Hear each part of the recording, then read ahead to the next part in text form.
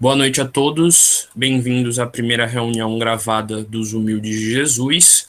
Nós hoje vamos começar a estudar a lei do trabalho, nós estamos dando continuidade aqui ao nosso trabalho, e hoje nós iremos explicar sobre essa que é uma das 12 leis morais do kardecismo, e vamos tentar fazer o possível para que seja o mais didático e inteligível possível. Bora lá! Hoje a gente vai começar a necessidade do trabalho. A pergunta número 674. A necessidade do trabalho é lei da natureza? É porque na Bíblia tem uma explicação dizendo que o trabalho é algo sagrado e que faz parte da vida humana. Afinal, é através do trabalho que a gente vai aprendendo e se desenvolvendo aqui no plano físico. Então, está perguntando se essa lei do trabalho é uma lei da própria natureza. Todos os animais, indivíduos, seres que habitam o plano da natureza tem que ter algum trabalho, tem alguma obrigação com a evolução do plano tanto físico quanto espiritual. E aí vem a resposta. O trabalho é lei da natureza, por isso mesmo que constitui uma necessidade. Então é necessário sim que todos os indivíduos tenham um trabalho. Trabalho não no sentido específico de eu tenho de trabalhar no emprego, é trabalho no sentido de desenvolvimento. Por exemplo, você como espírito tem o trabalho de evoluir, então isso daí é o seu trabalho. Então é trabalho nesse sentido de estar constantemente empregando esforços, tanto físico, mental ou de qualquer tipo, para que você continue evoluindo. E a civilização obriga o homem a trabalhar mais, porque lhe aumenta as necessidades dos gozos. Então está falando aqui que a sociedade, de certa forma, nos imprime o desejo de que a gente possa trabalhar para que a gente possa comprar os gozos materiais, no caso, falando aqui do capitalismo. Daí vem a pergunta número 675. Por trabalho, só se devem entender as ocupações materiais? Resposta: não. O espírito também trabalha, assim como o corpo. Toda ocupação útil é trabalho. Então, por isso que Paião sempre brinca que descanse em paz não tem nada disso, porque a gente vai trabalhar na colônia espiritual, a gente vai reencarnar, a gente vai ter que continuar buscando lapidar o nosso espírito e o nosso corpo espiritual. Aí vem a pergunta número 676. Por que o trabalho se impõe ao homem? Então, por que foi imposto por Deus a necessidade de que nós trabalhemos tanto no plano físico quanto no plano espiritual e por aí vai? Por ser uma consequência da sua natureza corpórea, a natureza de indivíduo ter que trabalhar para conseguir as coisas aqui, o trabalho, de certa forma, é constituído como uma expiação e, ao mesmo tempo, é um meio de aperfeiçoamento da sua inteligência. Então, vamos dizer que você quer trabalhar como dentista. Então, o seu trabalho, de certa forma, vai ser aprender sobre como um dentista trabalha, como é que se extrai um dente, como é que bota anestesia e por aí vai. Então, o trabalho, de certa forma, lhe força a querer aperfeiçoar a sua inteligência para que você seja, por exemplo, um bom dentista. E aí continua. Sem o trabalho, o homem permaneceria sempre na infância, então ele nunca iria se desenvolver. Quanto à inteligência, porque se a gente não tiver uma necessidade de aprender uma coisa nova, a gente simplesmente, na maioria das vezes, não vai se interessar de fazer isso. Então, o trabalho no plano físico foi, de certa forma, uma das características que Deus tentou implementar aqui para nos forçar a evoluir. Provavelmente, se não houvesse essa necessidade de trabalho, muitas das pessoas nunca estudariam muitos dos assuntos que nós conhecemos hoje. Por isso é que seu alimento, sua segurança, seu bem-estar dependem do seu trabalho e da sua atividade. Em compensação, ao extremamente fraco de corpo, outorgou Deus a inteligência, mas é sempre um trabalho. Então, quem não tiver a força física do trabalho, Deus dá a força da inteligência para que ele tenha como se prover aqui, se transformar aqui neste plano físico. Daí vem a pergunta número 677. Por que prover a natureza por si mesma todas as necessidades dos animais? Então está falando aqui, se todos têm que trabalhar um pouquinho para evoluir, para se desenvolver, por que os animais não precisam? Porque eles têm as frutas, eles têm outros animais e por aí vai.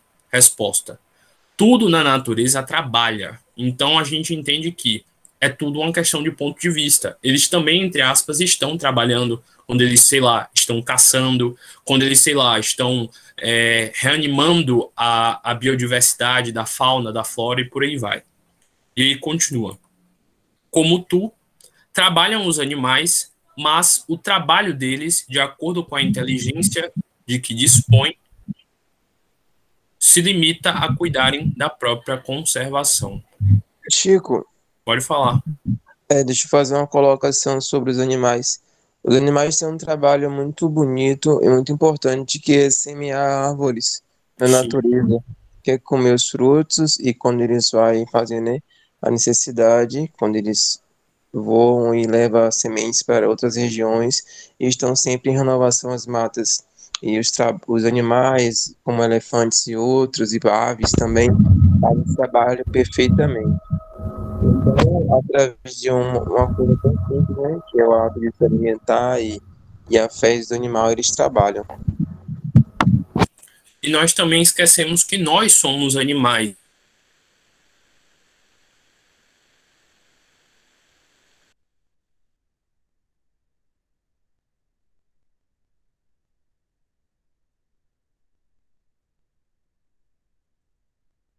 Provavelmente não estaria vivo. Então, tudo isso sim faz parte desse desenvolvimento que a gente tem que passar e tem que ter. Daí continua. Daí vem que do trabalho não lhes resulta progresso, ao passo que o do homem visa duplo fim: a conservação do corpo, no caso do nosso trabalho, visa a conservação do corpo e o desenvolvimento da faculdade de pensar. Então, a gente precisa se profissionalizar, se desenvolver para cada vez mais fazer um. O que também é uma necessidade e o eleva acima de si mesmo. Então, é uma das formas que a gente tem para se desenvolver. Quando digo que o trabalho dos animais se cifra no cuidarem da própria conservação, refiro-me ao objetivo com que trabalham. Entretanto, provendo as suas necessidades materiais, eles se constituem inconscientemente executores dos desígnios do Criador. Então, eles estão se protegendo, mas enquanto eles estão se protegendo para se manter vivos, eles estão trabalhando pela natureza, pela renovação da própria natureza, que é o que também nos faz estar vivos. Assim, o trabalho que executam também concorre para a realização do objetivo final da natureza, se bem que quase nunca lhe descobrais o resultado imediato disso. Então, eles não percebem que eles estão renovando a floresta através das fezes e das sementes, mas eles estão fazendo isso. Então, eles estão trabalhando sim para o desenvolvimento tanto deles quanto nosso, e nem percebem essa utilidade providencial que eles têm. Daí vem a pergunta número 678. Nos mundos mais aperfeiçoados, os homens se acham submetidos à mesma necessidade de trabalhar. Então, em um planeta mais evoluído, que não seja a Terra, eles ainda têm que ter algum tipo de trabalho? Resposta: a natureza do trabalho está em relação com a natureza das necessidades. Então, sim, sempre vai haver trabalho. Afinal, quando a gente leu lá na introdução, uma das primeiras leis, foi dito que todas as leis são universais. Em todo o universo, elas estão sendo ativas, só que em níveis e frequências diferentes, de acordo com cada nível energético, com cada realidade espiritual. Quanto menos materiais são estas, menos material é o trabalho. Então não vai ser um trabalho no sentido físico, de esforço, de lavrar uma terra ou algo do tipo. Vai ser um trabalho no sentido espiritual, de lapidação, de desenvolvimento. Afinal, se limpar energeticamente, se desenvolver, é um grande trabalho. Observar os seus erros, transformar eles em acertos, é um grande trabalho. Então, faz tudo parte do desenvolvimento. Não deduzais daí, porém, que o homem se conserve inativo e inútil. A ociosidade seria um suplício. Ocioso é estar sem fazer nada, sem trabalho. Suplício é tipo uma punição. Então está dizendo aqui que a ociosidade seria um suplício. Ficar sem fazer nada ia ser um castigo, em vez de ser algo benéfico que ele ia ficar feliz. É porque a gente tem muito desse contraste dos momentos de trabalho como algo chato, exaustivo, cansativo. Mas se a gente ficasse o tempo inteiro só descansando, uma hora a gente ia ficar cansado de tanto descansar. Então, tudo na natureza é perfeito, esses contrastes fazem parte desse desenvolvimento. E aí nós passamos para a pergunta número 679. Achar-se-á isento da lei do trabalho o homem que possua bens suficientes para lhe assegurarem a existência? Então, uma pessoa que já nasceu rica, por exemplo, ela está isenta da lei do trabalho porque ela não vai precisar trabalhar fisicamente para conseguir se manter viva? Resposta: do trabalho material, talvez. Não, porém, da obrigação de tornar-se útil, no caso a providência divina, conforme os meios que se disponha. Um rico pode abrir uma empresa, gerar empregos, fazer inúmeras outras coisas que possam transformar a materialidade e ser um trabalho. Então, sim, ele tem como ser ativo. Ele não vai ser ativo materialmente se ele não quiser, e ele também vai pagar por isso. Afinal, todo tipo de trabalho edifica e nos faz evoluir. Nem de aperfeiçoar a sua inteligência ou a dos outros, o que também é trabalho. Aquele a quem Deus facultou a posse de bens suficientes a lhe garantirem a existência não está, é certo, constrangido a alimentar-se com o suor do seu rosto. Então, não é porque você veio cheio de dinheiro que você não tem que trabalhar, mas tanto maior lhe é a obrigação de ser útil aos seus semelhantes. Se você tem tempo suficiente para não fazer nada de trabalho físico, sua maior obrigação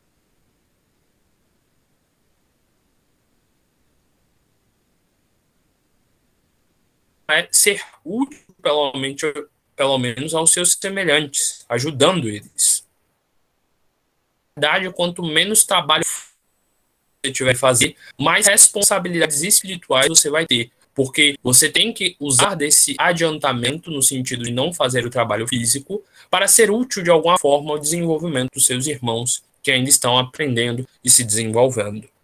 Daí vem a pergunta número 680. Não há homens que se encontram impossibilitados de trabalhar no que quer que seja e cuja existência é, portanto, inútil? Então está falando aqui, não existe alguém que não tenha nada mesmo para trabalhar? Aí vem a resposta dos espíritos. Deus é justo e, pois, só condena aquele que voluntariamente tornou-se inútil a sua existência. Então está falando aqui que Deus é justo. Se uma pessoa vem com algum tipo de deficiência ou algo que impossibilita dela de trabalhar, a lei universal kármica a fez ser assim para que ela pudesse, assim, parar de continuar errando. E da mesma forma, essa pessoa pode evoluir ou, de alguma forma,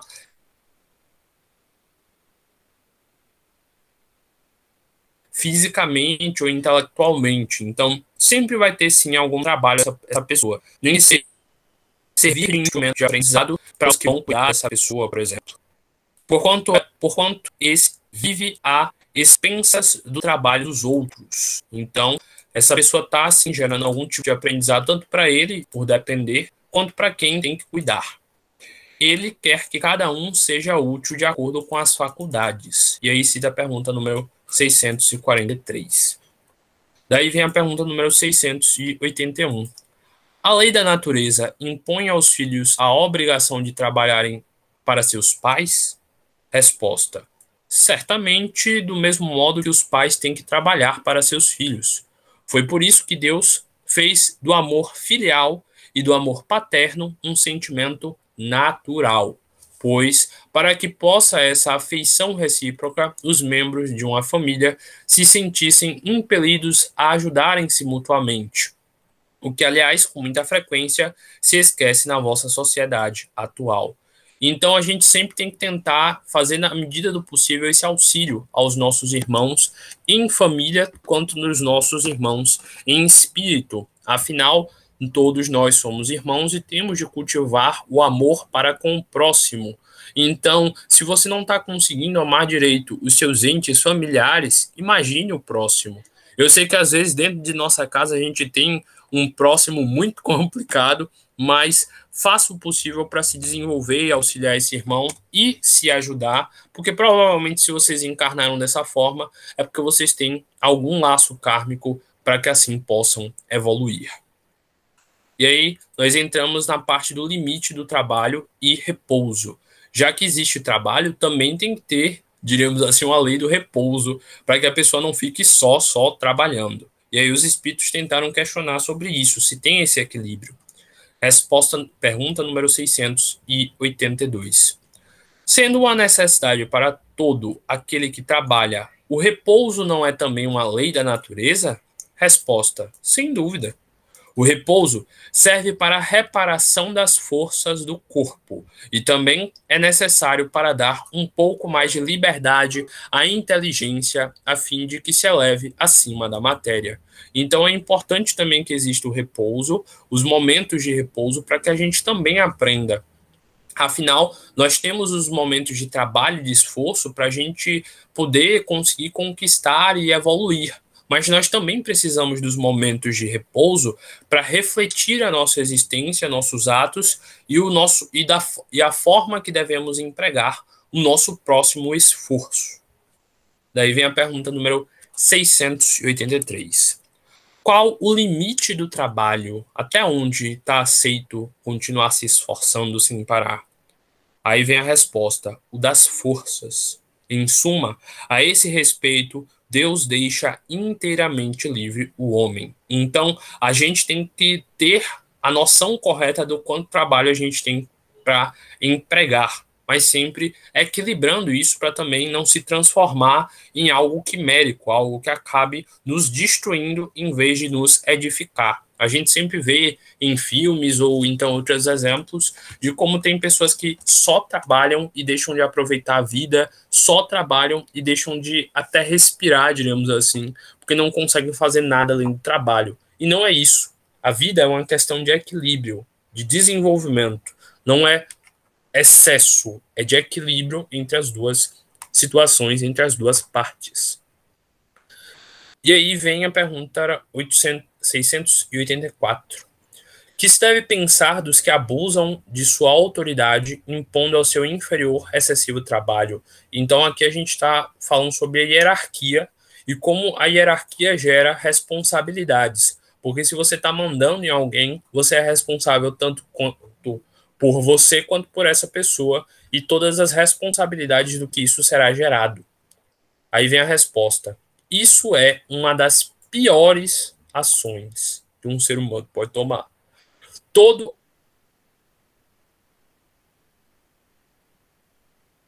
aquele que tem o poder de mandar é responsável pelo excesso do trabalho. Eles vão pagar, sim. Por conta da lei de Deus. Aí fala para olhar na pergunta 273. Então, quando você está utilizando de forma subhumana,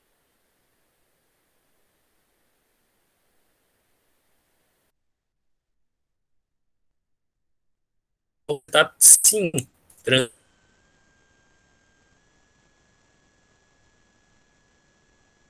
transgredindo a lei de Deus. E se não de acordo com as suas forças. Então ele pode parar de trabalhar fisicamente, mas se espiritual, moralmente, tiver possível as suas forças, ele deve sim trabalhar, ele deve sim fazer o que é possível que tiver ao seu alcance. Aí vem a letra A. Então, que há de fazer o velho que precisa trabalhar para viver e não pode? Resposta. O forte deve trabalhar para o fraco. Não tendo este família, a sociedade deve fazer às vezes desta. É a lei da caridade. Muito bonito e profundo isso daqui, porque entra em muitos debates que eu vejo na sociedade. O forte deve trabalhar para auxiliar o fraco. Não tendo este família, a sociedade deve fazer a estes, às vezes, desta. Então, a sociedade deve se tornar, então, a família desse que não tem como trabalhar, que não tem como se prover. Porque isso é a lei da caridade. Auxiliar aquele que precisa ser ajudado. E aí vem a nota de Kardec. Não basta que se diga ao homem que lhe corre o dever de trabalhar. É preciso que aquele que tem de prover a sua existência por meio de trabalho encontre em que se ocupar, o que nem sempre acontece. Quando se generaliza a suspensão do trabalho, assume as proporções de um flagelo qual a miséria. Então, não é porque a sociedade deve ajudar, etc, etc, que se esse daí tiver com ele fazer, que a sociedade deve prover a ele. Aí é outro caso. A ciência econômica procura remédio para isso no equilíbrio entre a produção e o consumo. Este equilíbrio, porém, dado seja possível estabelecer-se, sofrerá sempre intermitências durante as quais não deixa o trabalhador de ter que viver. Então, mesmo que chegue a esse equilíbrio perfeito, onde se produza tudo e ao mesmo tempo tenha a quantidade correta de consumir e tudo esteja equilibrado, em algum momento isso vai perder o equilíbrio devido à própria lei natural. Há um elemento que se não costuma fazer pesar na balança e sem o qual a ciência econômica não passa de simples teoria. Então, está falando aí que existem leis naturais que simplesmente passam por cima dessa ciência econômica, por isso que as tornam incerta.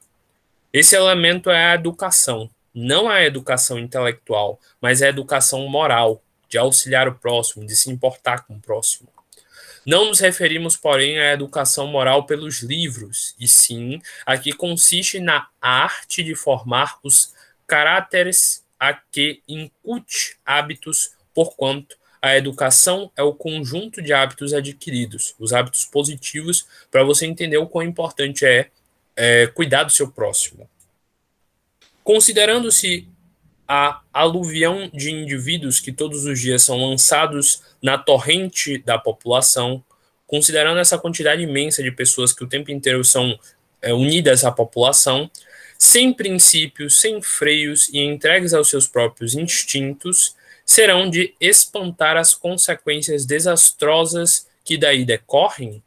Então tá falando aqui, se o tempo inteiro novas pessoas estão encarnando, novas situações estão ocorrendo e a vida o tempo inteiro tá mudando, é de se espantar, é de ficar surpreso às consequências desastrosas que estão ocorrendo na nossa realidade? E aí continua. Quando essa arte for conhecida, compreendida e praticada, o homem terá um mundo de hábitos, de ordem, de previdência para consigo e para com os seus.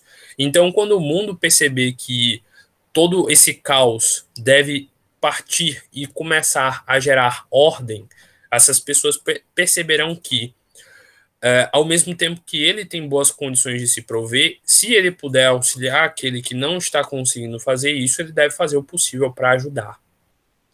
Por isso que está falando lá em cima da lei da caridade. De respeito a tudo o que lhe é respeitável, hábitos que lhe permitirão atravessar menos penosamente os maus dias inevitáveis. Então, sim, algumas pessoas têm que sofrer, mas também nós temos o dever para com o nosso irmão de auxiliá-lo na medida do possível.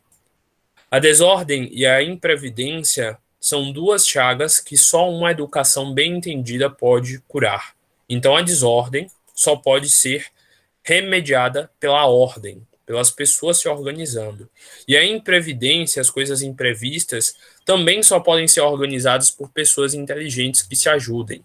Esse é o ponto de partida, o elemento real do bem-estar, o penhor de segurança de todos. Se nós vivêssemos numa sociedade de verdadeiro amor, todo mundo iria se cuidar o tempo inteiro e não existiria mais ninguém que sofresse, porque esses que sofrem seriam amparados por aqueles que estão tendo boas condições, porque esses que estão tendo boas condições sabem que um dia, talvez, possam eles a serem os desamparados. Então, se o amor realmente vamos ter que mais se preocupar com pessoas, porque os irmãos que pudessem iriam verdadeiramente ajudar. E aqui eu vou continuar aqui, iniciando o capítulo número 4 da Lei da Reprodução. Eu vou explicar ele até onde o horário permitir para encerrar a gravação. da lei da reprodução. Aí a gente vai falar sobre a população do globo, por que existe uma quantidade de pessoas. A gente vai falar da sucessão e do aperfeiçoamento das raças, no caso as gerações, e porque o tempo passa e novas gerações passam a existir. Os obstáculos à reprodução, porque às vezes acontece de, por exemplo, acontecer um aborto ou não nascer uma quantidade correta de crianças ou algo do tipo. O casamento e o celibato, se o espiritismo fica buscando fazer com que você entre em celibato ou lhe obriga a ter o casamento, e sobre a poligamia, sobre o ato de se ter mais de uma mulher, mais de um esposo, mais de um homem, por aí vai.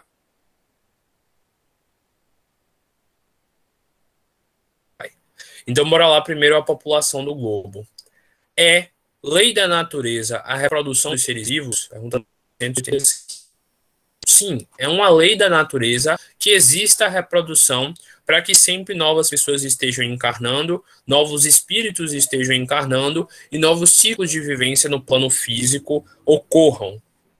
Aí vem a pergunta número 687. Indo sempre a população na progressão crescente que vemos, chegará o tempo em que seja excessiva na Terra,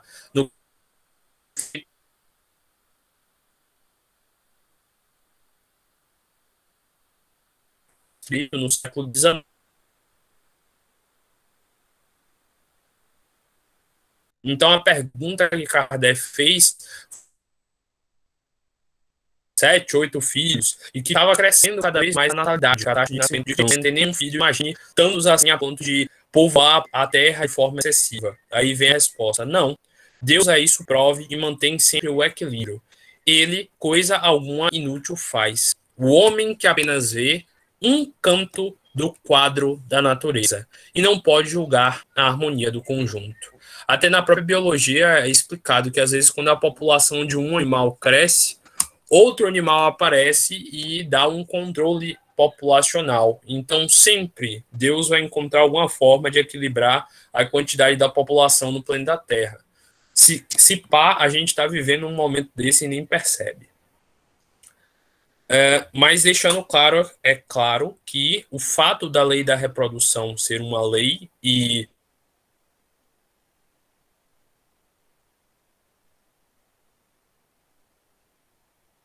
fazer com que seja necessária a reprodução ocorrer no plano físico para que novos seres venham, sucessão e aperfeiçoamento das raças. Pergunta número 688. Há neste momento raças humanas que evidentemente decrescem.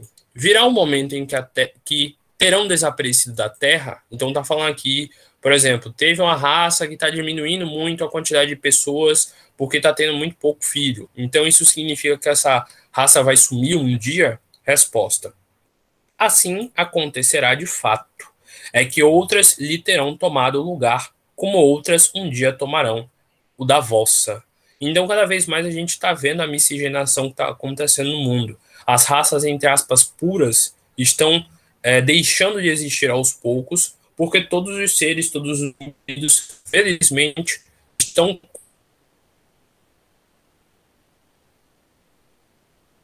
começando a aprender a viver sem distinção. Então, provavelmente,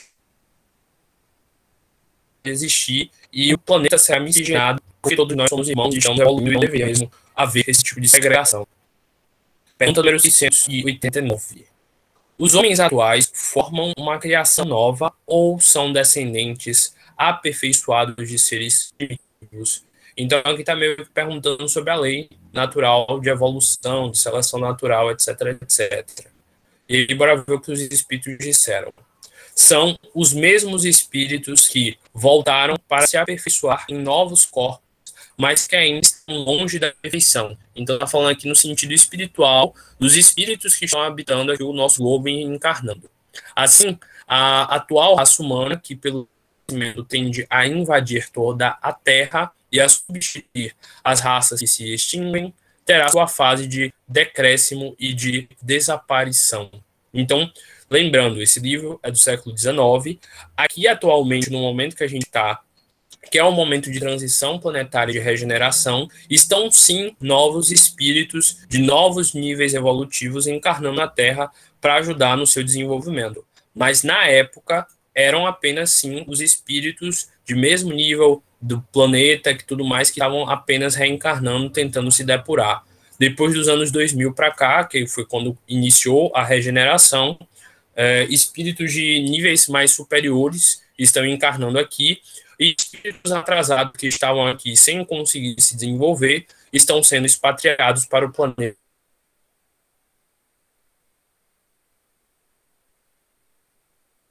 Quiron, segundo os livros de Isoldino, Planeta Terra em Transição, Nova Era de Valfran também. Substituilaão, adoram a mesóclise. Outras raças mais aperfeiçoadas que descerão do atual como homens civilizados de hoje, descem dos seres brutos e selvagens dos tempos primitivos. Então, o tempo inteiro a nossa raça está evoluindo, os espíritos também, e é parte da lei natural, que é a lei principal aqui que a gente está estudando, e praticamente, pelo que eu estou observando, todas as outras leis são partes nuances dela. Aí vem a 690. Dando, do ponto de vista físico, são de criação especial os corpos da raça atual ou procedem de corpos primitivos mediante a reprodução? Então está falando aqui, será que a nossa raça humana atual é uma raça especial que se desenvolveu e não sei o que, não sei o que? Resposta. A origem das raças se perde na noite dos tempos. Então, os espíritos preferiram não definir. Inclusive, no início, eles falam que o ato da criação, ele ainda tem-se alguns mistérios para conosco encarnados, que ainda não estamos prontos, assim diríamos, para entender. Como todas pertencem, porém, à grande família humana, qualquer que tenha sido o tronco de cada uma, elas puderam aliar-se entre si e produzir tipos novos. Então está falando que a raça humana ela foi se desenvolvendo sim, ela foi se misturando sim, e foi produzindo esses tipos próprios. Ela foi se aliando e se desenvolvendo. Pergunta número 691. Qual, do ponto de vista físico, o caráter distintivo e dominante das raças primitivas? Então, na parte física, o que é que faz elas serem dominantes em relação às outras? Desenvolvimento da força bruta a custas da força intelectual. Então, o que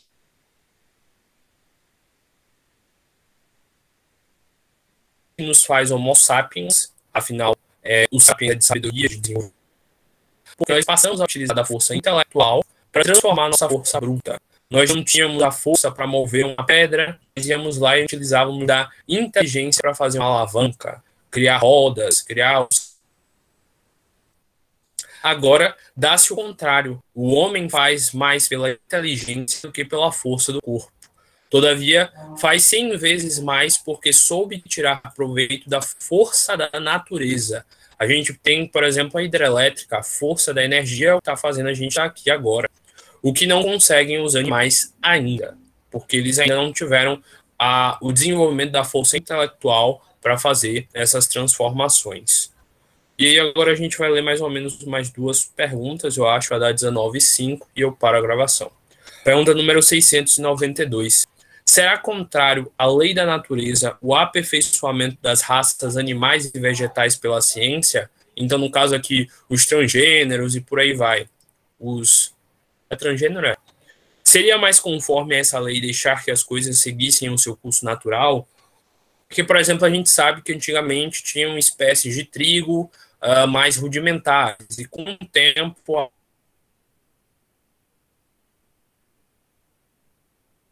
a própria natureza ela consegue ir se adaptando e elevando e tendo mudanças, misturas genéticas através da ciência, e isso através dos alimentos transgênicos.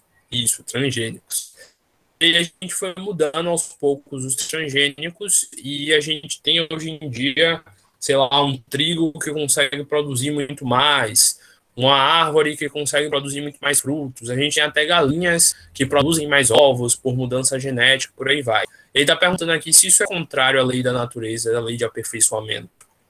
Resposta: tudo se deve fazer para chegar à perfeição. E o próprio homem é instrumento de Deus que se serve para atingir os seus fins. Então está dizendo que sim, o homem deve fazer isso, e ele está sendo, de certa forma,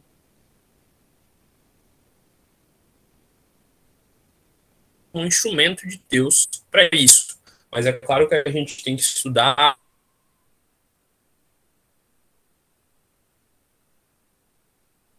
se aprofundar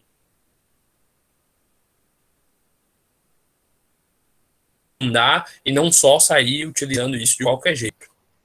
Sendo a perfeição a meta que tem a natureza, favorece essa perfeição e corresponde às vistas de Deus, à humana. É parte da conhecimento para fazer essas interferências. E aí, para encerrar, diminui o mérito. Então, tá falando aqui, quando, sei lá, o homem vai e faz uma mudança genética no alimento para poder produzir mais. Ele tá fazendo aquilo ali focando em ele ter mais alimento. Será que isso tem alguma utilidade mesmo para a providência divina? Isso não tira o mérito? Aí vem a resposta. Que importa seja nulo o seu merecimento, desde que o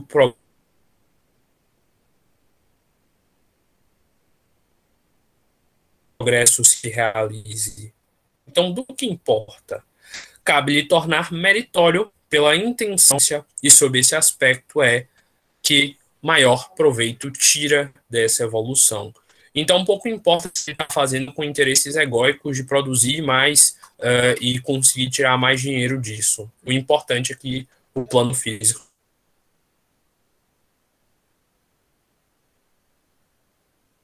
esteja evoluindo. Sendo assim, eu encerro a sessão de hoje do nosso estudo ao Livro dos Espíritos, na 93, e também gravar para que agora esse trabalho se torne como de hoje. Até a próxima.